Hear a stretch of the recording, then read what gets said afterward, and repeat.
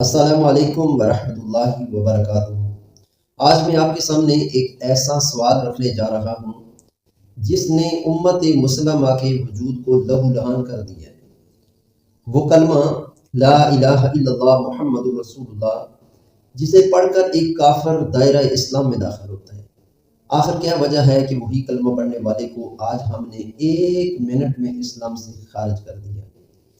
کیا آپ جانتے ہیں کہ جس زبان سے آپ دوسرے مسلمان کو کافر کہتے ہیں، ہو سکتا ہے وہ کلمہ پلٹ کر آپ کے اپنے ایمان کو راک کر دے؟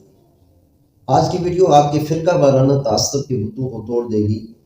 اگر آپ میں حق سننے کا حوصلہ ہے تو یہ 3 منٹ آپ کی زندگی اور سوچ بدل سکتے ہیں انشاءاللہ۔ لوگوں نے تکفیر کو مذاق بنا لیا ہے۔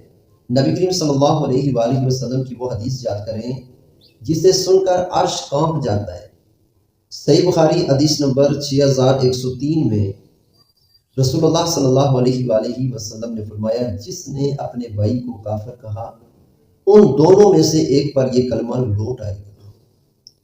ذرا سوچیں، اگر آپ نے کسی کو کافر کہا اور اللہ کے نزدیک وہ کافر نہیں تھا تو وہ کفر آپ کے پاس آ گیا۔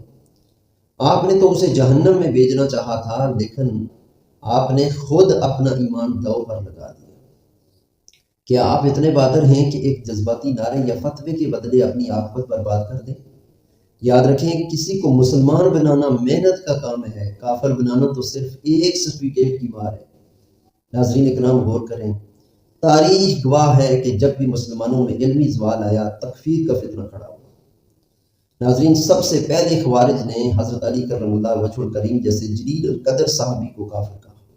کیوں؟ کیونکہ خوارج نے قرآن کی آیت کا وہ مطلب نکالا جو ان کے اپنے تنگ ذہن میں تھا۔ بر صغیر کی تاریخ بھی اسی کا تسلسل ہے۔ حسام الحرمین سے لے کر المحنت تک وہ ایک علمی بحث تھی جو علماء کے درمیان رہنی چاہیے تھی، لیکن ہم نے اسے گلیوں اور چوراہوں پر لا کر مسجدیں بانٹ دیں اور جنازے الگ کر لیے۔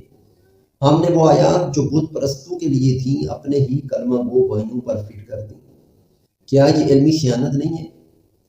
ناظرین اکرام، ہمارے فقہاء اکرام نے اس فتنے کا حال صدیوں پہلے بتا دیا تھا۔ فقہ حنفی کے تمام معتبر کتابوں شرح فقہ اکبر رد المختار میں لکھا ہے کہ اگر کسی شخص میں 99% کفر کی نشانیوں ہوں اور صرف 1% اسلام کی رمق باقی ہو تو مفتی پر واجب ہے کہ وہ اسلام کا پہلو اختیار کرے۔ امام اعظم ابو حنیفہ رحمۃ اللہ علیہ کا قول لا نکفر احدا من اہل القبلہ، یعنی قبلہ رخ ہونے والے کسی شخص کی تکفیر نہیں کی جائے گی۔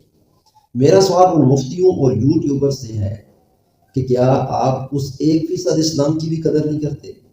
کیا آپ نے خود کو جنت کا ٹھیکیدار سمجھ لیا ہے؟ ناظرین اکرام، کافر کافر کے نعرے لگانا بہت آسان ہے، لیکن کسی بھٹکے ہوئے کو کلمے کی چھاؤں میں لانا مشکل ہے۔ کفر کے فتوے بانٹنے سے اسلام نہیں پھیلتا بلکہ اسلام سکڑتا ہے۔ ناظرین، حاصل کلام یہ ہے کہ قیامت کے دن اللہ آپ سے یہ نہیں پوچھے گا کہ آپ نے کتنے لوگوں کو کافر ثابت کیا، بلکہ یہ پوچھے گا کہ آپ نے کتنوں کو جوڑا ہے۔ خدارہ اپنی زبانوں کو کفر کی کینچی نہ بنائیں بلکہ محبت کا مرہم بنائیں۔ اگر کلمہ ایک ہے، قبلہ ایک ہے اور رسول صلی اللہ علیہ وآلہ وسلم ایک ہیں تو پھر یہ نفرتیں کیسی؟ فیصلہ آپ کا ہے، آپ کو فتویٰ فروش بننا ہے یا محبت کا دائی؟ کمنٹ سیکشن میں اپنی قیمتی رائے کا اظہار ضرور فرمائیں۔ اللہ ہمیں سمجھنے کی توفیق دے۔ اللہ حافظ۔